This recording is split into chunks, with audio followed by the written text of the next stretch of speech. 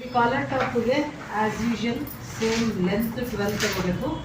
ಪೂರ್ಣ ಉದ್ದ ಭುಜದಿಂದ ಕಂಕಳವರೆಗೆ 2.5, ಭುಜದಿಂದ ಸೊಂಟದವರೆಗೆ 4.5, ಭುಜದಿಂದ ಸೀಟಿನವರೆಗೆ ಅಂದರೆ ಹಿಪ್ವರೆಗೆ ಆ್ಯಸ್ ಯೂಶಲ್ 6. ಎದೆ ಸುತ್ತಳತೆ 3.5, 4.5, ಸೊಂಟದ ಸುತ್ತಳತೆ 3, 4, ತಿರ್ಗಾ ಸೀಟಿನ ಸುತ್ತಳತೆಗೂ 3.5, 4.5, ಬಾಟಮ್ ವಿಡ್ತ್ 4.5. ಇದಕ್ಕಿದು ಹೀಗೆ ಸೇರಿಸ್ಬೇಕು. ಇಷ್ಟು ಭಾಗ ಆಯಿತು.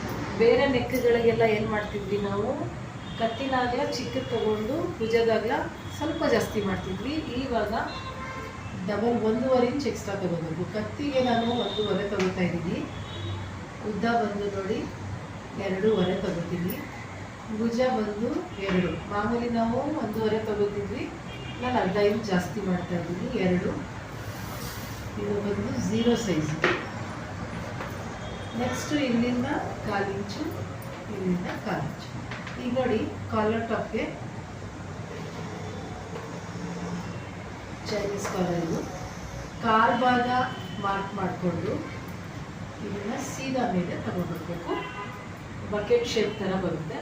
ಇದಕ್ಕೆ ನಾವು ಕಾಲರ್ನ ನೋಡಿ ಈಗ ಬರುತ್ತೆ.